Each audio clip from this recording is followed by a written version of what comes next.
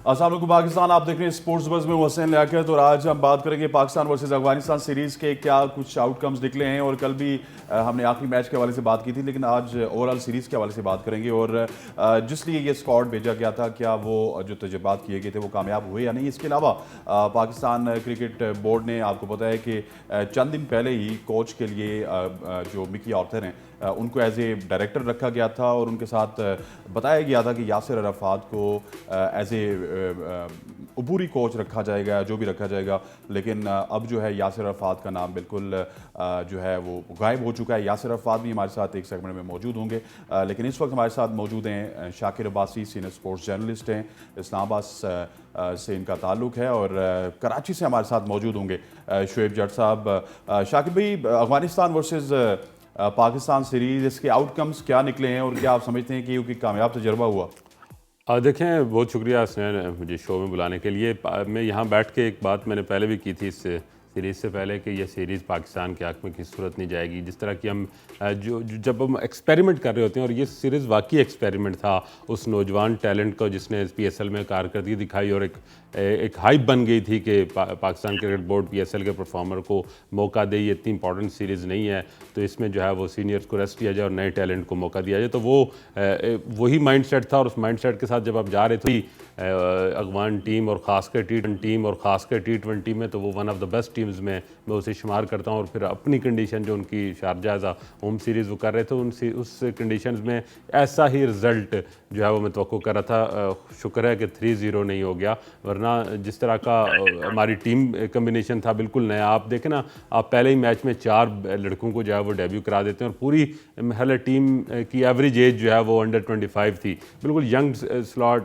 Young squad आप वहाँ जब लेके जाते हैं तो वहाँ पर उसको कोई मिरेकल उससे एक्सपेक्ट करना मुनासिब नहीं था। और जो रिज़ल्ट आया, मैं तो इतनी एक्सपेक्ट कर रहा था। और देखें, वो एक नए लड़के थे, टैलेंटेड थे। जब आप डोमेस्टिक में PSL में खेल रहे होते हैं तो वो एक डिफरेंट बॉल गेम होती है, लेकिन जब आप इंटरनेशनली पाकिस्तान का स्टार और ग्रीन जर्सी पहन कर रिप्रेजेंट कर रहे होते हैं तो वो और डिफरेंट माहौल होता है। तो वहाँ जाकर उन्हें एडजस्ट होने में पहली 2 गेम्स लगी उन्हें एडजस्ट होने में। लेकिन आपने देखा बॉलर्स हमारे, बहरहाल मैं एहसानुल्लाह और जमान को दाद दूंगा, उन्होंने पहले मैच से बेहतरीन बॉलिंग कराई, लेकिन बैटर्स को सेट होने में टाइम लगा। और तीसरे मैच पे आपने देखा कि थोड़ा सा हमने कम्बिनेशन बेहतर बनाया। ये भी एक बेवकूफ़ी में कहूँगा, और जो भी वहाँ ऑन जो टूर मैनेजमेंट थी, मैं जो उनके कोच थे या कैप्टन की अगर सिलेक्शन थी, तो वो मुनासिब नहीं थी कि बिल्कुल ही सारी यंग लॉट आपने डाल दी।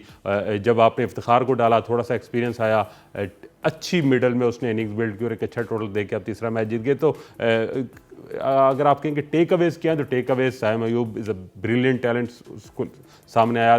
बेशक वो नाकाम रहा शुरू के 2 मैचेस में, लेकिन उसने बताया कि उसमें पोटेंशियल है और उसने उसको प्रूव किया। इसके साथ साथ दुलाई शफीक, 4 डक आपको ज़रूर एक साइड पे नज़र आनी चाहिए, लेकिन मेरा ख्याल है कि जो उसके अंदर पोटेंशियल है, जो उसके अंदर जो शॉट सिलेक्शन उसके पास है, वैरायटी ऑफ शॉट्स है, वो शायद पाकिस्तान में कम ही किसी बैट्समैन के पास उतनी वैरायटी है, तो उसको मौका आगे भी देना चाहिए। तो ये 2 चीज़ें, लेकिन जो आपको मिल गया एहसानुल्लाह और ज़ुमान, मैं कहता हूँ कि लॉन्ग रन में ये सर्व करेंगे पाकिस्तान में बॉलिंग में। शुएब भाई, आपकी तरफ आते हैं, क्या कुछ हमें सीखने को मिला है अफगानिस्तान वर्सेस पाकिस्तान सीरीज़ में? और देखें ना, कल भी यहाँ पे एक प्रोग्राम में हमने बात की थी, अफगानिस्तान सीरीज़ तो हमसे जीत गया, और जब एक तारीख में बात लिखी गई है कि अफगानिस्तान हमसे सीरीज़ जीत गया, और तारीख में कल कोई भी ये देखेगा नहीं कि पाकिस्तान की बी टीम गई थी, इसमें सीनियर्स मौजूद नहीं थे। आखिरकार अफगानिस्तान तो हमसे जीत गया। देखिए हसनैन, बहुत शुक्रिया आपका। लेकिन मैं यहाँ ये समझता हूँ कि अगर हम साउंडिंग में भी नजर मारें तो हमें बहुत सारी बातों के जवाब मिल जाते हैं। अगर मैं गलत नहीं हूँ, इंग्लैंड वर्ल्ड चैंपियन है और वो बांग्लादेश में गया 3 मैचेस की सीरीज के लिए, उसने T20 की, और वो T20 का वर्ल्ड चैंपियन था, और वो 3-0 से वो सीरीज हार गए। क्यों हार गए? क्योंकि उन्होंने अपनी मेन स्ट्रेंथ भेजी ही नहीं। उन्होंने अपनी मेन स्ट्रेंथ जो है वो न्यूजीलैंड में बिजी रखी, और यहाँ पर उन्होंने अपनी जो है ना वो बी कह दें या सी कह दें, जो भी स्ट्रेंथ भेजी, और उसने बांग्लादेश को के खिलाफ जो है 3-0 हो गया। ये वर्ल्ड चैंपियन टीम थी। और ये भी ध्यान में रखें कि इंग्लैंड की सी टीम ही मोइन अली की क्यादत में पाकिस्तान को 4-3 से T20 में हरा कर गई थी। तो एक तरफ उनकी सी टीम जाती है या बी टीम जाती है तो वो 3-0 होती है, और जब पाकिस्तान की फुल स्ट्रेंथ के खिलाफ खेलती है तो 4-3 से जीत कर चली जाती है।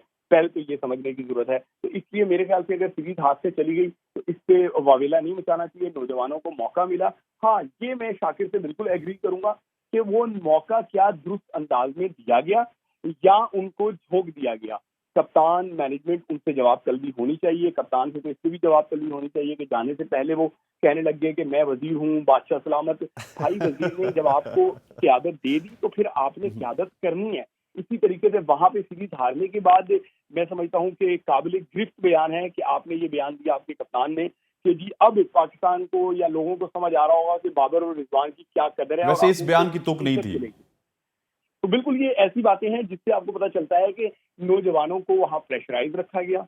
और मैं नहीं कह रहा, लेकिन क्या आपके कप्तान का बयान हमें उस तरफ लेके जा रहा है कि हम ये सोचने पे मजबूर हैं कि क्या ये सीरीज के नताइज जो है उसमें प्लेयर्स को, जो यंगस्टर्स थे, उनको बल्ली का बकरा बनाया गया या कॉम्बिनेशन ऐसा बनाया गया कि हम अफगानिस्तान को काबू कर भी सकते थे तो हमने नहीं किया।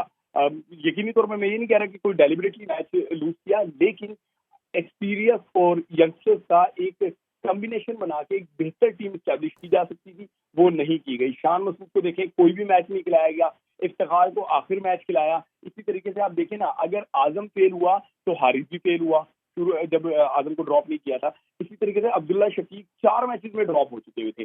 अब उनसे रन करवाने थे या उनको एक जो है वो बेहतर माहौल फराहम करना था या बेहतर कंडीशन काम करनी थी, तो उनको ऊपर भेजा ही नहीं, नीचे लेकर आ गए। कहाँ वो ओपनर है, ओपनर से 1 डाउन आते हैं, उनको 2 डाउन लेकर आ गए। तो ये बहुत सारी चीजें इस जानिब इशारा करती हैं।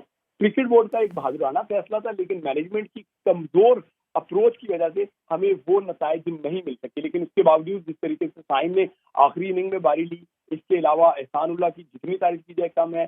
जमान खान, मेरे नजदीक एहसानुल्लाह से बड़ी आपके लिए जो दरियाफ्त है वो जमान खान है, क्योंकि आपका प्रॉब्लम यही था कि आपको डेथ ओवर में बॉल कराने के लिए बड़े मसले थे। अब वो लड़का जिस तरीके से मैच सेविंग कर सकता है, अगर एहसानुल्लाह वो मैच कैच पकड़ चुके होते जो बाउंड्री हो गई थी, तो यकीनी तौर पे शायद ये सीरीज हम 2-1 से भी जीत सकते थे। जी, सीरीज 2-1 से भी जीत सकते थे। शाकिर, जिस तरह शोएब भाई ने बताया, ठीक कह रहे हैं वो भी और आपने भी इसी तरफ इशारा किया, लेकिन थोड़ा सा जब आप किसी यंगस्टर को मौका देते हैं तो वो सीनियर के साथ ही रह के सीखता है। यही साइम अयूब जब पिशावर ज़ल्मी में बाबर आजम के साथ खेल रहे थे, हारिस बाबर आजम के साथ खेल रहे थे, अपने सीनियर्स के साथ खेल रहे थे, तो ये डिफरेंट थे। लेकिन एकदम से इतनी ज़्यादा इन पे जिम्मेदारी डाल दी गई है। अगर थोड़ा सा सीनियर्स का ब्लेंड होता तो रिजल्ट थोड़े से डिफरेंट होते, क्योंकि आपने 4-5 यंगस्टर्स को आजमाया और पूरे का पूरा पाकिस्तान का जो आपने प्रेशर है बैटिंग का उन पर डाल दिया। देखिए, बिल्कुल जिस तरह आपने बात की कि मैं उसको इसके साथ लिंक करूंगा कि सीरीज़ जब तारीख में देखा जाएगा कि पाकिस्तान अफगानिस्तान से सीरीज़ आ रहा, तो कोई ये नहीं देखेगा कि टीम कमज़ोर भेजी गई थी। वो एक रिकॉर्ड बुक पे हमेशा से लिखा जाएगा। तो मैं समझता हूँ कि जो पीसीबी का प्लान था कि यंगस्टर को मौका देना, वो अपनी जगह ठीक था।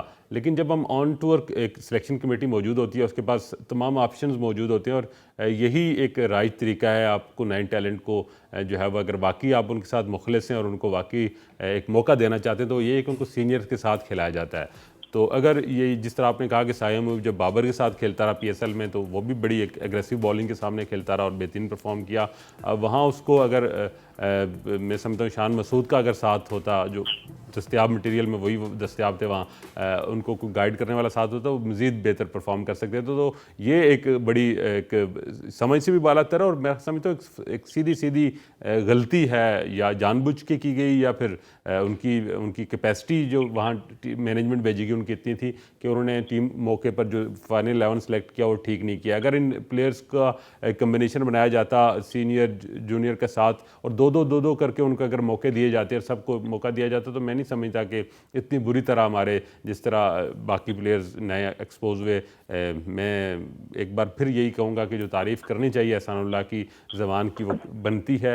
वो एक उन्होंने अपना एक इम्पैक्ट दिया है कि वो फ्यूचर में पाकिस्तान को लॉन्ग रन में सर्व कर सकते हैं, और उनमें टैलेंट है, और उन्होंने ये साबित किया है कि एक आध जो पीएसएल पर परफॉर्मेंस की कमेटी में जगह बनती है, उस पर हमेशा तनकीद भी की जाती है। मुझे याद है पीएसएल फाइनल पर रिजवान ने भी ये बात की थी, जब मैंने उनसे पूछा था, तो उन्होंने तारीफ़ करते हुए कहा था कि एक आध सीरीज़ की परफॉर्मेंस पे लड़कों को मौका देने के वो हक में नहीं है। हम भी हक में नहीं थे, लेकिन जिसको मौका मिला उसने परफॉर्म किया, तो इसका मतलब उसका टैलेंट ये नॉक कर रहा है कि उसे जल्दी से खिलाया जाए और सर्व करे। बाकी जट साहब की बात से मैं एग्री करता हूँ कि तरीकाकार यही होता है कि नए टैलेंट को झोंका नहीं जाता, उनको मौके दिए जाते हैं और उनको टेस्ट किया जाता है, ना कि उनके साथ एक तरह का आपके उनके करियर को तबाह करने की साजिश होती है। जट साहब, जिस तरह शाकिर भी बात कर रहे हैं, आप भी बात कर रहे हैं, लेकिन एक एक्सपेरिमेंट किया गया था, और ये एक्सपेरिमेंट यही था कि जिस तरह आप और मैं भी बात करते हैं, बहुत सारे जर्नलिस्ट बात करते हैं, स्ट्राइक रेट के ऊपर बात करते हैं, जिद्दत वाली क्रिकेट के ऊपर बात करते हैं, इंग्लैंड के स्टाइल की क्रिकेट, इंग्लैंड के ब्रांड की क्रिकेट जो है उसकी बात करते हैं, तेज़ क्रिकेट की बात करते हैं,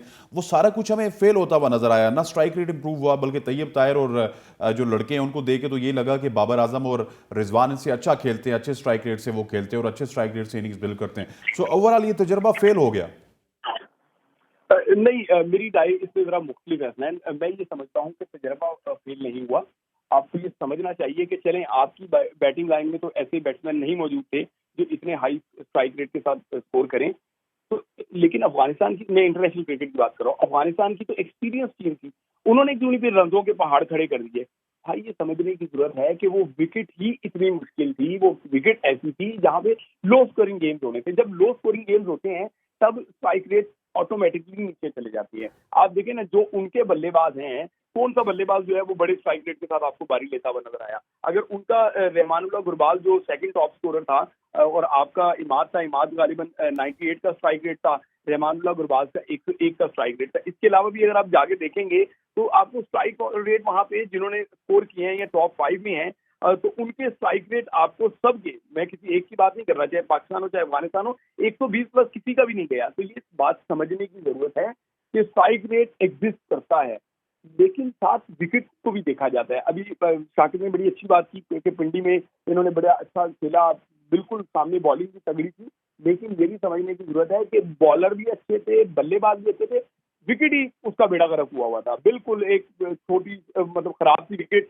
और छोटा ग्राउंड, जिस वजह से मुश्किल हुआ। और मैं अभी यहाँ पे आपको हवाला देना चाहूंगा, अभी रिसेंट गालिबन एक दिन पहले जो है वेस्ट इंडीज और जनूबी अफ्रीका का मैच हुआ, 258 गालिबन, अगर मैं गलत नहीं हूँ, रन बनाए वेस्ट इंडीज ने, और वो उन्होंने 18.1 ओवर में चेस कर लिए जनूबी अफ्रीका में।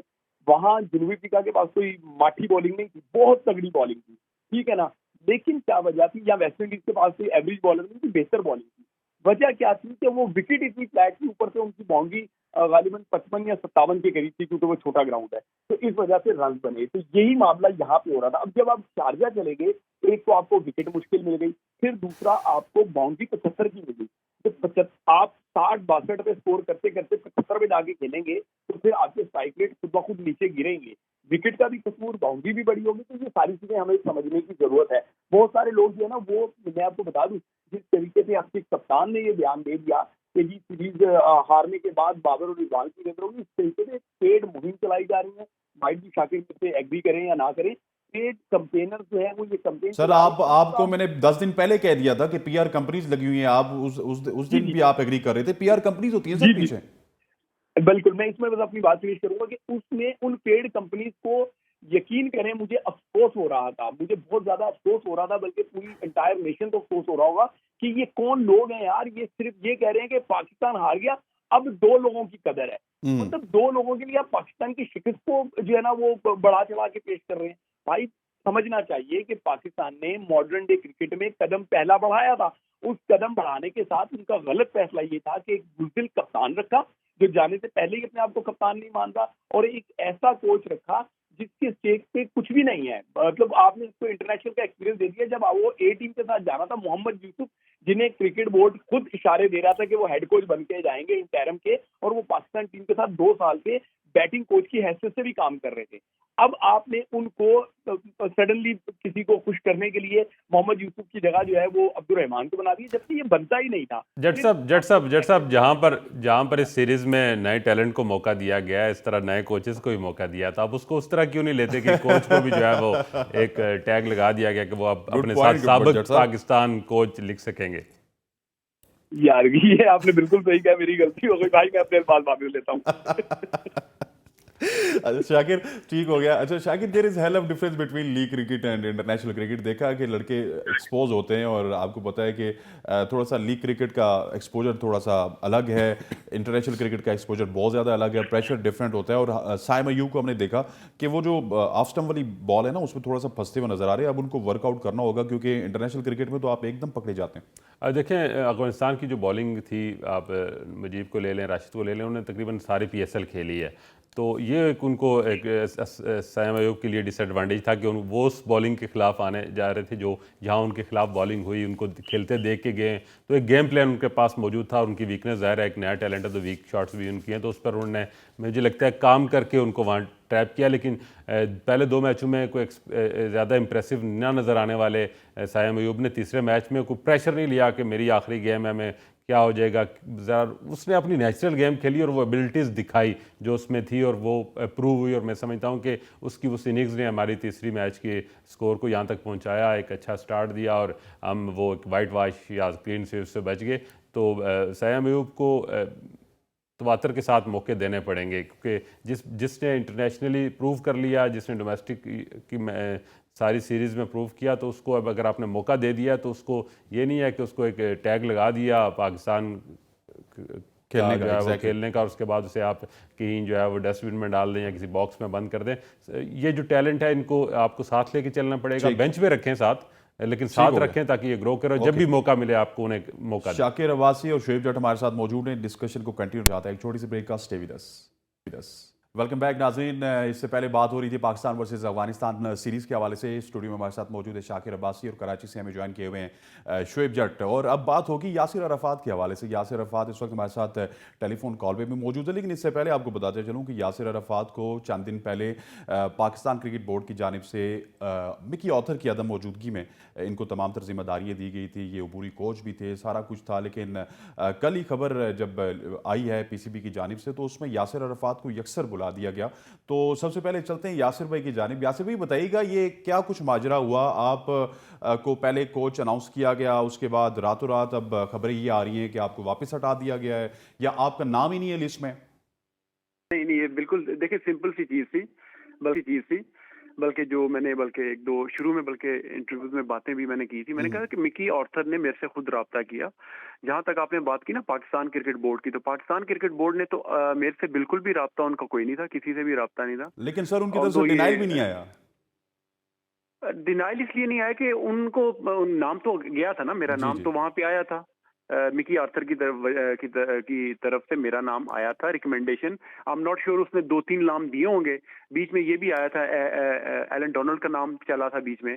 मगर थोड़ी सी सरप्राइज मुझे ये हुआ है कि देखिए पाकिस्तान की टीम की कोचिंग आप जब लोगों को दी जा रही है, तो ये अब जिस तरह एंडी पुटिक की बात करें और ये मोर्कल की बात करें, मोर्कल तो 2019-20 तक तो खुद प्रोफेशनल क्रिकेट खेलता रहा है ना। तो जब तक आप एक तरफ कहते हैं कि हम लोग फॉरेन कोचेज और एक्सपीरियंस कोचेज लेकर आएंगे, तो मोर्कल खुद एज अ प्लेयर तो ठीक थे, मगर कोचिंग का एक्सपीरियंस तो मेरा नहीं ख्याल कि, या क्वालिफिकेशन मुझे नहीं लगता, मैंने इतना देखा नहीं है। मगर 19-20 तक तो मैंने ये फॉलो किया, वो खुद प्रोफेशनल क्रिकेट खेलते थे।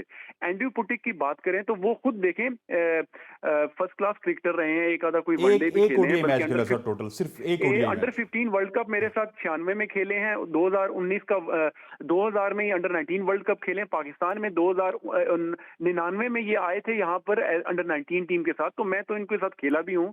तो आई डोंट नो इनकी क्या मतलब क्वालिफिकेशन या क्या एक्सपीरियंस है।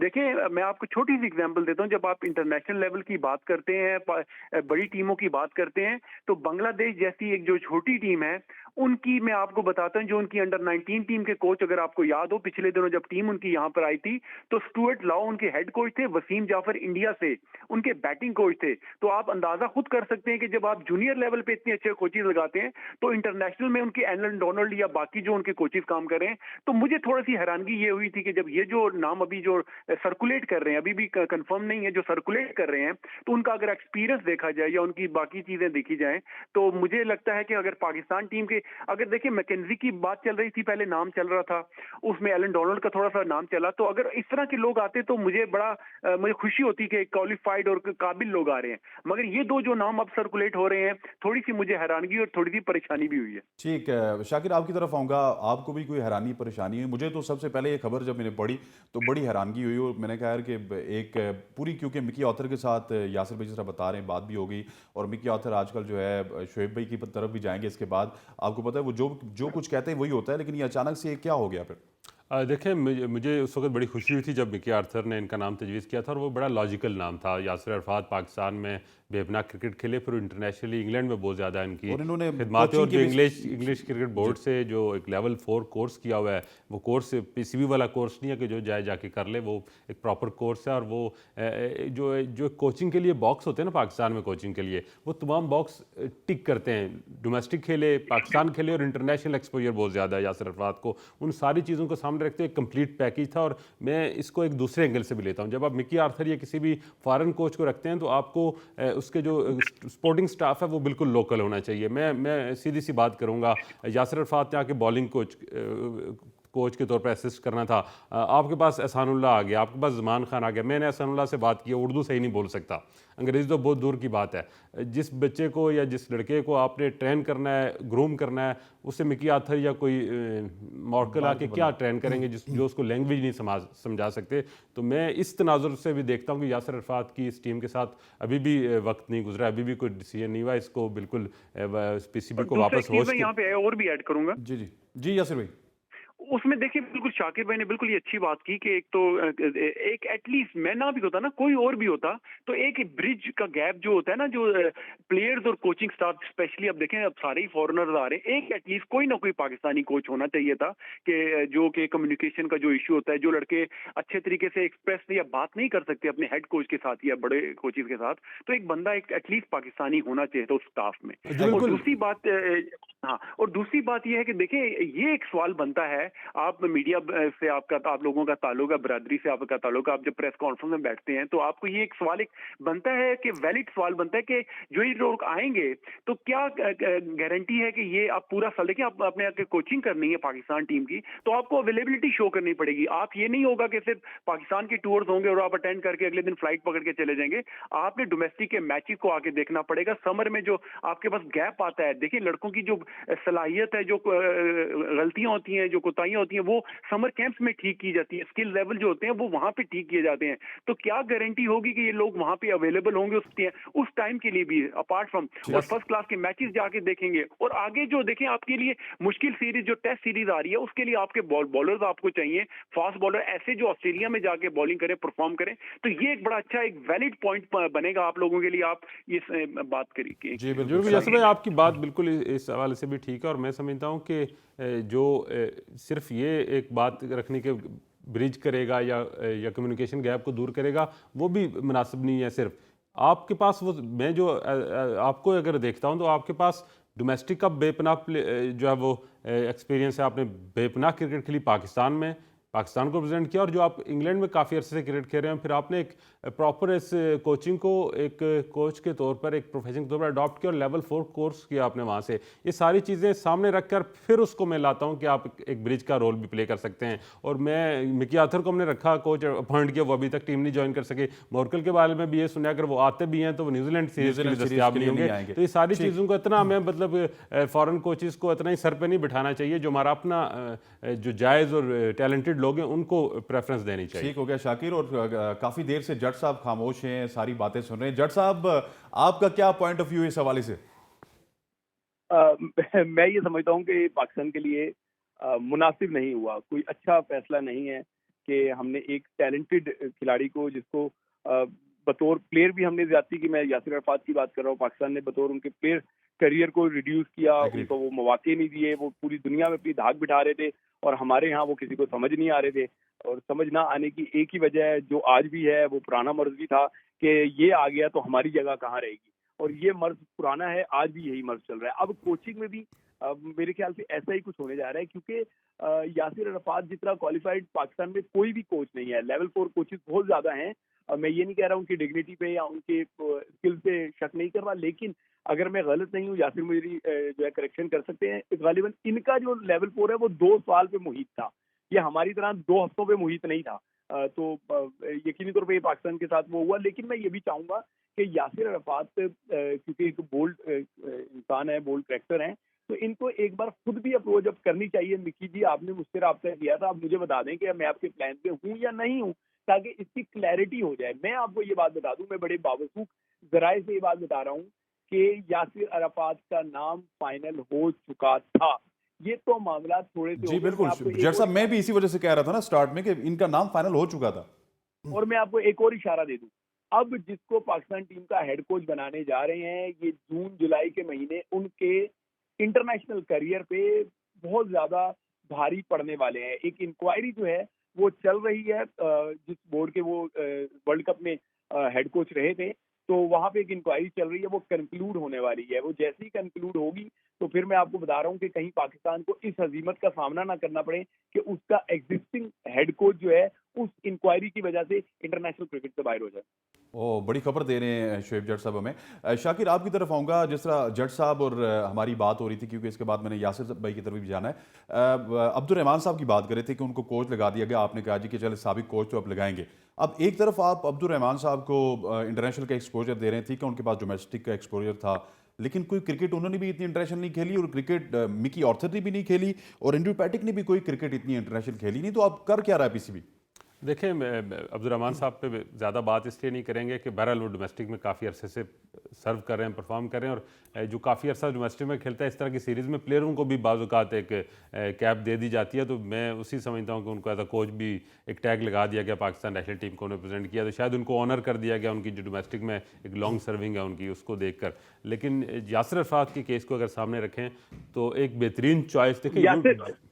जी जी जी जी सॉरी शाकिर, मैं आपको यहाँ पे इंटरप्ट करना चाहूंगा सिर्फ एक, उसके बाद आप बात कर दें। आपने ये बात कर दी कि हमने उनको ऑनर कर दिया। यार, पाकिस्तान टीम एजाज देने के लिए नहीं है भाई। आपको ये याद रखना चाहिए कि समी असलम जो पाकिस्तान छोड़ के अमेरिका शिफ्ट हो गए, अब अमेरिका की तरफ से क्रिकेट खेल रहे हैं, उस समी असलम की ऑन रिकॉर्ड कंप्लेन है, ये मैं वर्बली बात नहीं कर रहा, ऑन रिकॉर्ड कंप्लेन है कि अब्दुल रहमान ने उनको कहा ये समी असलम का मौकफ है कि मैं देखता हूं तुम क्रिकेट कैसे खेलोगे, और उसके बाद समी असलम क्रिकेट खेलता हुआ दिखाई नहीं दिया, वरना आप टेस्ट क्रिकेट में जाके देख लें, परफॉर्म करके वो बाहर हुआ है। तो एक ऐसा जिसका ट्रैक रिकॉर्ड ये रहा हो, आप उसको एजाज कैसे दे दें? कौन सी आपकी लंबी सर्विसेज है? इससे ज्यादा लंबी सर्विसेज बाकियों ने भी दी हुई है, ठीक है ना। वो पाकिस्तान टीम के जो है ना वो हेड कोच नहीं बने। मोहम्मद यूसुफ से लंबी सर्विसेज पाकिस्तान क्रिकेट में कितनी होंगी? बासित अली ने कितनी सर्विसेज दी? जितने नाम लें, एक दो नाम नहीं है। ये अगर ऐसा हुआ है, हालांकि मुझे पता है कि किस आराम दिए गए खिलाड़ी की जिमा पे उनको हेड कोच बनाया गया। अगर जट साहब बता देना, बता देना जट साहब, ये राज भी खोल दें आज। ये सारी चीज़ें, हर चीज़ जो है वो सिक्योरिटी रिस्क नहीं होता, आप बता दिया करें चीज़ें। यार, आप तो समझते ही हैं, मुझे तो ऐसी ऐसी ट्रेड्स आती है, सिक्योरिटी रिस्क का मामला नहीं है। बहुत सारी चीजें वक्त पर बाहर आए तो अच्छी होती है। मैं आपको शाकिर भाई एक हवाला जरूर दूंगा कि आप वो अडियाला जेल वाला मामले पे इन्वेस्टिगेट कर लें। ओह माय इसका गुडनेस। इससे ताल्लुक नहीं है, इसका एक और बंदे से ताल्लुक है। ठीक। बहरहाल बट जट साहब, मैं आपसे ये, क्योंकि आपकी आवाज़ ज़्यादा मौसर है पाकिस्तान के क्रिकेट हलकों में, तो यासिर अरफात के साथ जिस तरह आपने पहले कहा कि एज अ प्लेयर उनके साथ उनके टैलेंट को पूरी तरह बुरेकार नहीं लाया गया, उनको वो हक नहीं मिला पाकिस्तान क्रिकेट में जो उनका हक बनता था एज अ परफॉर्मर। और अब ये अब कोचिंग में उन्होंने अगर उनको एक अप्रोच करके उनको अगर कहीं यू टर्न लेता है क्रिकेट बोर्ड, तो ये सिर्फ यासिर अरफात का नुकसान नहीं है, पाकिस्तान क्रिकेट का नुकसान है। मैं बार बार ये कहता हूँ कि हमारा फ्यूचर जो है वो जो नए टैलेंट आ रहा है उसको बड़ा फर्क पड़ेगा सिर्फ इंटरनेशनल कोचों के सामने उन्हें डाल दिया जाए। उन्हें लोकल कोच, इस तरह का एक एक्सपीरियंस कोच चाहिए। देखिए, इसमें 10 सेकंड का मैं जवाब ऐड करना यासिर भाई, चाहूंगा। जी जी जी, आप 10 सेकंड इसमें का 10 जवाब सेकंड का ऐड करना चाहूंगा, फिर यासिर भाई से आप बात करिएगा। यार भाई, मैं आपको बड़ी उससे रिक्वेस्ट कर रहा हूँ, आप पूरे करियर में ये करते रहे कि यार बस मैं मेहनत कर रहा हूँ ना, मेहनत मुझे एक दिन सिला दिलवाएगी। बिल्कुल मेहनत सिला दिलवाती है, लेकिन आपका करियर जो है वो पूरी दुनिया में प्रेज होता रहा, लेकिन इंटरनेशनल आपके मैचेस कम हुए, सिर्फ इस वजह से कि आपने कहा मैंने कुछ बोलना नहीं है। अब आपको कम से कम, बेशक ऑन रिकॉर्ड उस पे आके ना बोलें, टीवी शोज पे ना बोलें, बोलना भी नहीं चाहिए, लेकिन आपको मिकी आतर से रब्ता करके जरूर पूछना चाहिए कि मैं आपके प्लान में हूँ या नहीं हूँ। यासिर भाई, ये शोएब जट साहब भी आपसे सवाल कर रहे हैं, शाकिर अब्बासी भी कह रहे हैं, और मैं भी आपसे यही कहूंगा कि मिकी ऑर्थर से आप कोई रब्ता करेंगे कि मैं आपके प्लान में हूं या नहीं हूं? देखें, सबसे पहले तो शोएब भाई से जो आप पूछ रहे हैं कि सारी चीजें एक ही प्रोग्राम में तो नहीं बता सकते ना, उन्होंने अगले प्रोग्रामों में तो आपके बैठना आ गया, तो उसमें भी तो उसके लिए भी कुछ खबरें रखनी है उन्होंने।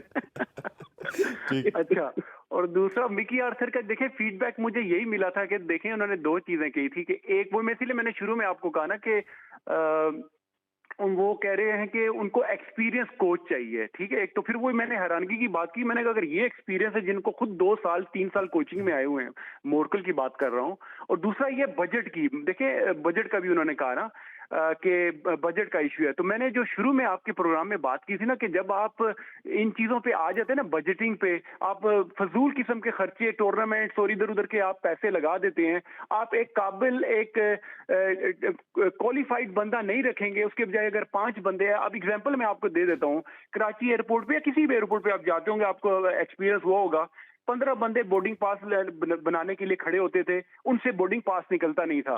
वो इस वजह से कि वो फजूल किस्म की भर्तियां उन्होंने की हुई थी। सिमिलरली अगर आप पाकिस्तान क्रिकेट बोर्ड में भी अगर इतना ही करेंगे कि 15-20 बंदे लगा देंगे, एक काबिल बंदा नहीं लगाएंगे, तो आपको फिर रिजल्ट ऐसे ही आएंगे। और दूसरा फीडबैक का, ये मैं बताया कि फीडबैक यही है कि एक तो उन्होंने कहा कि जी बजट का इशू है, और दूसरा एक्सपीरियंस का। और अगर मोटकल जैसा बंदा, डोनाल्ड अगर आता तो मुझे तो खुशी होती, क्योंकि वो खेला भी हुआ था, कोचिंग की फील्ड में पिछले 8-10 साल से वो हर लेवल पे कोचिंग की हुई है। मगर अगर पुटिक की बात कर लें, बैटिंग कोच को उनको देख लें और उनका कैरियर देख लें, तो मुझे खुद वाकई काफी हैरानगी हुई थी। शाकिर, आप ये बताइएगा कि मिकी आर्थर ही क्यों, मतलब 2017 में ठीक है वो जितवा चुके हैं हमें चैंपियन ट्रॉफी, और इसी तरह एक दफ़ा इंतखाब आलम आपको पता है 92 में टीम के साथ थे, और उसके बाद वो तजुर्बात जो है वो काफ़ी देर तक चलते रहे। तो क्या बस वही सोच के हम कर रहे हैं कि 2017 में वो ट्रॉफी जितवा चुके तो उन्हीं को लाना है, क्योंकि वो इस वक्त जो है पाकिस्तान टीम उनकी प्रायोरिटी भी नहीं है, to be frankly speaking.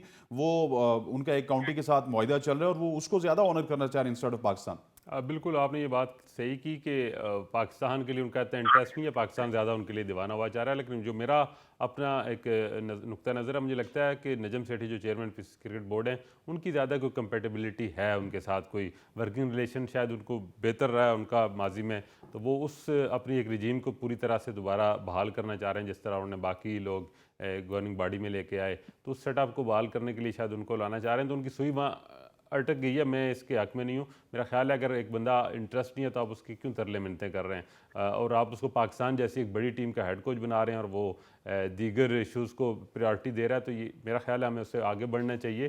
Pakistan cricket team की अपनी एक अपनी एक इंटेग्रिटी भी है, उसका भी ख्याल रखना चाहिए, और जो अपने पास दस्तियाब टैलेंट है उसको मौका दें। यासिर अरफात जैसे लोग और दीगर वो भी ठीक है, लेकिन अगर आपने फॉरेन कोच लाना ही है और मिकी आर्थर पे ही है, तो उन्हें फिर उनके स्टिक करें, उन्हें बाउंड करें कि फौरी तौर पर आगे टीम ज्वाइन करें। ये जो है वो एक छुपन छुपाई ख़त्म करें। ठीक, यासिर अरफात भी हमारे साथ मौजूद है, शाकिर वासी मौजूद, पर वक्त हुआ चाहता है एक छोटी सी ब्रेक का, शॉर्ट ब्रेक लेते हैं और वापस आते हैं और डिस्कशन को कंटिन्यू रखते हैं। स्टे विद अस।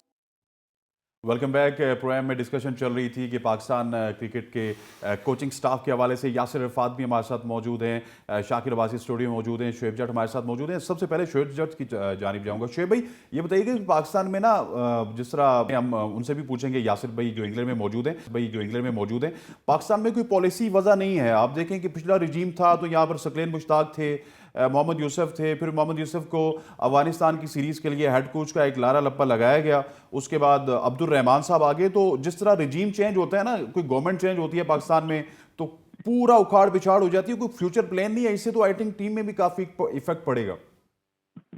यार मैं ये समझता हूँ कि जो पिछला भी लास्ट रिजीम गुजरा है, उन्होंने मैथ्यू हेडन को लाके भी पाकिस्तान क्रिकेट के साथ एक मजाक किया था कि जब एक बंदा फुल टाइम देने को तैयार ही नहीं है, आप उसको ला रहे हैं, मिन्नत तरला कर रहे हैं, इतने पैसों के अंबार लगा रहे हैं।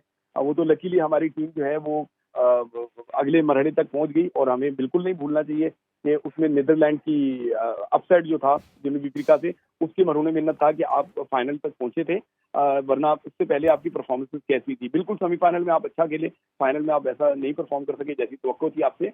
तो हमें ये समझना चाहिए कि हम ये क्यों करते हैं, हम पीछे भागते हैं। जहां तक नजीम सेठी की अंडरस्टैंडिंग, जो मैं अंडरस्टैंड कर रहा हूँ चीजों को, वो बिल्कुल शाकिर ने सही पॉइंट आउट किया है कि वो शायद समझते हैं कि जहां से सिलसिला टूटा था वहीं से वो सिलसिला शुरू करें। लेकिन नजीम सेठी को भी समझना चाहिए कि वो सिलसिला तो आप वहां से जोड़ रहे हैं, लेकिन क्या सर्कमस्टांसेस वही वाले हैं? तो यकीनन इसका एक जवाब है नहीं। और एक ऐसे शख्स को अगर हम डायरेक्टर क्रिकेट बनाए या कुछ भी बनाए जिसकी प्रायोरिटी आप ना हो, वो कहे कि मेन उसकी जॉब वो होगी, जब उसके पास वक्त मिलेगा तब वो आपको आके वक्त दे देगा, तो यकीनी तौर पे ये पाकिस्तान क्रिकेट के लिए किसी तौर पे भी फ्रूटफुल नहीं है, और ये पाकिस्तान क्रिकेट के साथ एक मजाक होगा। शाकिर, आपकी तरफ आऊँगा और ये बताइएगा कि आप, जिस तरह मैंने शुएब भाई से सवाल किया कि ये स्ट्रक्चर एकदम चेंज हो जाता है, कोई नया रजीम आता है, नया चेयरमैन आता है, मैनेजमेंट कमेटी का चेयरमैन आए या फिर पीसीबी का चेयरमैन आए, एकदम से पूरा स्ट्रक्चर चेंज हो जाता है और उससे डेफिनेटली टीम को भी फ़र्क पड़ता है।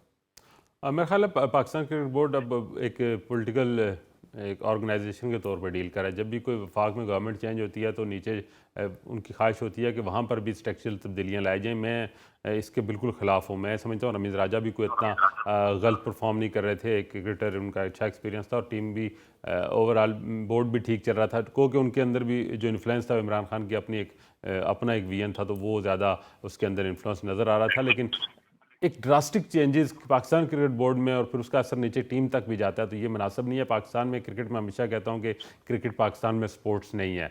क्रिकेट पाकिस्तान में शायद हर चीज़ से ऊपर है और पूरी कौम को अगर कोई चीज़ यूनाइट करती है, खुशी देती है और हारते हैं तो गम देती है, वो क्रिकेट ही है। तो क्रिकेट को उस तरह से लेना चाहिए कि इसको किसी सियासी मसलहत की नज़र नहीं होना चाहिए और इस जो पॉलिसियों का कंटिन्यूटी है तसलसल, वो क्रिकेट में रहना चाहिए ताकि पाकिस्तान क्रिकेट टीम और क्रिकेट बोर्ड जो है वो बेहतर परफॉर्म यासिर भाई, आप इस वक्त आई थिंक इंग्लैंड में मौजूद हैं और यकीनी तौर पे हम उन्हीं कंट्रीज़ को कम्पीट करने की कोशिश करते हैं। इंग्लैंड हो गया, ऑस्ट्रेलिया हो गया, न्यूजीलैंड हो गया, और हमारा स्ट्रक्चर जो है वो उन जैसा मजबूत भी नहीं है। और दूसरा ये है कि जब भी कोई नया रजीम आता है, नया चेंज आता है, तो पूरे का पूरा स्ट्रक्चर चेंज हो जाता है। फिर टीम की कप्तानी के ऊपर बात स्टार्ट हो जाती है जी कि इस फॉर्मेट में ये होना चाहिए, इस फॉर्मेट में ये होना चाहिए। फिर जो नया कोच आता है उसके डिफरेंट खिलाड़ी होते हैं। जिस तरह मिकी ऑथर हैं, वो शायद इमाद वसीम को या शान मसूद को ज़्यादा पसंद करते हैं, तो आउट ऑफ नोवेयर जो है उनको अकोमोडेट कर देंगे। तो ये स्ट्रक्चर हम किस तरह ठीक कर सकते हैं? देखिए, बड़ा ही अनफॉर्चुनेट है ये। अभी थोड़ी देर पहले भी बात हुई कि हमारे पॉलिटिकल सिस्टम के साथ ये इंटरलिंक्ड है और बड़ा ही इसमें कोई बेहतरी लानी पड़ेगी। कोई ऐसे कानून बनाने पड़ेंगे कि इसका जो है असर गवर्नमेंट से या गवर्नमेंट चेंज हो उससे ना पड़े। और उसके बाद देखिए, ये कंटिन्यूटी की आप बात करते हैं, यूरोप की बाकी मुल्कों की बात करते हैं, तो वहाँ कंटिन्यूटी तसलसल रहता है जिसकी वजह से रिजल्ट आते हैं। आप देखें, जो भी आता है नया चेयरमैन, वो अपना एक्सपेरिमेंट करता है, अपना कोई नई चीज लेकर आता है, जिसकी वजह से आप देखें कि जब वो 6 टीमों का इशू आया, आपके 20-25 टॉप क्रिकेटर्स जो थे वो मुल्क छोड़ के जाके अमेरिका और अमेरिका की अब लीग्स में जाके खेल रहे हैं, तो जिसकी वजह से अल्टीमेटली पाकिस्तान को नुकसान हो रहा है। और दूसरा जो आप बात कर रहे हैं ना कि रिजल्ट्स की, तो रिजल्ट की जब तक आप सही राइट डिसीजन नहीं करेंगे, इन्वेस्टमेंट नहीं करेंगे, बड़ी टीम तो बड़ी टीम है, आप जूनियर लेवल पे भी आपको इतनी प्लानिंग करनी पड़ेगी, क्योंकि आपको फ्यूचर में अगर आप जिस तरह वर्ल्ड कप आ रहे हैं, बड़ी टेस्ट मैचेस, टेस्ट सीरीज आती हैं, तो उसके लिए आपके पास अगर प्लेयर्स ही नहीं होंगे तो आप रिजल्ट्स या आउटपुट कैसे ले सकेंगे? यासिर भाई, ये बताइएगा वे आउट क्या होना चाहिए? कोई लॉन्ग टर्म प्लान होने चाहिए, कोई 5-10 साल के प्लान होंगे तो तब जाके क्रिकेट हमारी घड़ी होगी। सर, लॉन्ग टर्म प्लान के लिए यही होता है कि आप जब जिन लोगों को हायर करते हैं तो उनसे एटलीस्ट ये फुल टाइम जॉब होती है। इसमें नहीं होता कि आप लोगों को रख रहे हैं तो वो फ्रेंचाइज क्रिकेट भी, क्योंकि फ्रेंचाइज क्रिकेट नहीं है, ये इंटरनेशनल है। और जो लोग आएंगे, पास में भी मैंने देखा कि वो PSL में भी इन्वॉल्व रहे हैं कोचिंग में, ख्वाह वो फिजियो हो या कोई ट्रेनर हो। और अभी तो सुनने में आ रहा है कि इस्लामाबाद यूनाइटेड के भी 2 लोगों का नाम इस बात में चल रहा है। तो अगर तो लोग आए, बिल्कुल, तो अगर तो लोग आए तो वो फुल टाइम काम करें, नहीं तो फिर ऐसे लोगों को फिर नहीं लेकर आने चाहिए। और मेरा भी जो कमिटमेंट यही हुई थी कि मैंने शिफ्ट करना था, मैंने आके सारे प्लान अपने करने थे, समर कैंप और इस तरह की चीजें मेरी प्लान बनी थी, मगर जब उनको नहीं पसंद था तो उनकी अपनी मर्जी। ठीक, शोएब भाई आपकी तरफ आऊंगा। अब ये जो कोच आएंगे भी, हमारी तो ये है कि दुआ यही है कि यासिर भाई आए और हमारे प्रोग्राम की तवज्जुह से जो है PCB को एक दफा फिर पता चल जाए कि इन्होंने कम से कम ग्रीन सिग्नल दिया था यासिर अरफात को। लेकिन जो कोच आएगा वो रमीज राजा वाले दौर का आएगा, जिस तरह रमीज राजा के दौर में आता था कि बस एडॉक कोचेज हैं, सीरीज टू सीरीज कोच होगा, या ये फिर लंबे अरसे तक चलेगा? देखिए, जो मेरी सलाह है वो ये है कि गालिबन ये 2 साल के लिए डायरेक्टर क्रिकेट बनाए जा रहे हैं। मिकी आर्थर आपके हेड कोच नहीं होंगे, या आपके डायरेक्टर क्रिकेट होंगे, ये हमें अंडरस्टैंड करने की जरूरत है। उसी तरीके से जिस तरीके से इंग्लैंड में होते थे, इंडिया में होते थे, ऑस्ट्रेलिया इस पे गया था, तो पाकिस्तान क्रिकेट बोर्ड इस पे जा रहा है। तो डायरेक्टर क्रिकेट को अगर हम इस तरीके से देखें, वो फुल टाइम तो आपको दस्तयाब नहीं होंगे, लेकिन वो आपको प्लान बना के देते रहेंगे, ठीक है ना। हालांकि जो बाकी ममालिक का हम नाम ले रहे हैं, वहां पे जो डायरेक्टर क्रिकेट थे वो फुल टाइम आपके साथ होते थे, मतलब टीम के साथ ट्रैवल भी करते थे। तो उसके बाद फिर वो इसकी वजह से शोएब भाई वजह क्या है कि फुल टाइम एक बंदा अवेलेबल भी नहीं है, फिर भी उसी को रखना है? सवाल तो पैदा होता है ना। शायद वो समझते हैं कि सिलसिला वहीं से शुरू होना चाहिए जहां से छूटा था। तो बिल्कुल, अभी शाकिर ये बात कर रहे थे कि उनकी जो है ना गुड लिस्ट में वो शान मसूद और दूसरा नाम इन्होंने लिया इमाद वसीम का। तो जहां तक मुझे याद पड़ता है, बाबर आजम को बाबर आजम बनाने में बहुत बड़ा किरदार जो है वो मिकी आर्थर का भी है। जब उनका अर्ली करियर था, बहुत ज्यादा उनसे तब भी तनकीद होती थी। ये कोई आज की तनकीद नहीं है, तब भी उनके स्ट्राइक रेट को तनकीद होती थी, लेकिन उस टाइम स्ट्राइक रेट का लफ्ज इस्तेमाल नहीं होता था, उस टाइम सेल्फिश क्रिकेट का लफ्ज इस्तेमाल होता था कि अपने तो हो जाती है लेकिन पाकिस्तान टीम नहीं जीतती। ये कड़वा सच है। लोग मुझसे इख्तिलाफ करते हैं, बहुत ज्यादा जो है वो क्रिटिसिज्म करते हैं, लेकिन आप जाके अर्ली जब बाबर आजम का करियर था उस जमाने के मीडिया को उठा के देख लें, मीडिया क्या रिपोर्ट करता था, फॉर्मर क्रिकेटर क्या बातें करते थे। अब उस टाइम ये स्ट्राइक रेट की टर्मिनोलॉजी नहीं थी, अब ये टर्मिनोलॉजी आ चुकी है। तो जब मिकी आर्थर आएंगे और यकीनी तौर पे भी वो सबको साथ लेके चलने के चक्कर में भी रहेंगे, लेकिन उनका माजी जिन जिन ममालिक के साथ जुड़ा है वहाँ पे किताबें भरी पड़ी हैं, वहाँ के उनके फॉर्मर कैप्टन ने किताबों में लिखा है कि डिवाइड एंड रूल की पॉलिसी पे अमल कर। जट साहब आखिरी एक जुमला बता दें, अगर अफगानिस्तान सीरीज में बाबर आजम होते तो हम सीरीज हार जाते इस तरह। मैं सिर्फ आपको इतना कहूंगा कि अगर नसीम शाह ने 2 छक्के ना लगाए होते तो फिर हम यकीनी तौर पे अफगानिस्तान से बाबर आजम की कप्तानी में मैच हार चुके होते। अगर बस मुझे 2 और बोलने दें, 99 रन से जिम्बाब्वे के खिलाफ पाकिस्तान आउट हुआ तो तब भी अनफॉर्चुनेटली यंगस्टर नहीं थे, बाबर आजम कप्तान थे, पूरी टीम फुल स्ट्रेंथ थी। वर्ल्ड कप में 131 रन जब मामला आपके जिम्बाब्वे के खिलाफ मैच हारे तो तब भी फुल स्ट्रेंथ थी और अनफॉर्चुनेटली कोई कप्तान हाफजा आपका तेज है शेब जट साहब। अब जो है ना जो आपका सब्जेक्ट है उसमें आप बिल्कुल जो है ना अप टू मार्क है। आपका बहुत बहुत शुक्रिया शेब भाई, आपने हमें टाइम दिया। यासिर अरफात साहब आपका बहुत बहुत शुक्रिया, आप हमारे साथ मौजूद थे। और शाकिर भाई साहब आपका बहुत शुक्रिया जी। आज के प्रोग्राम में हमारा वक्त वापस हाजिर होंगे और बात करेंगे न्यूजीलैंड की सीरीज़ के हवाले से भी कुछ बात करनी है कि उस सीरीज़ में क्या कोई तजुर्बात होंगे या नहीं। कल तक के लिए दीजिए इजाज़त, अल्लाह हाफिज़।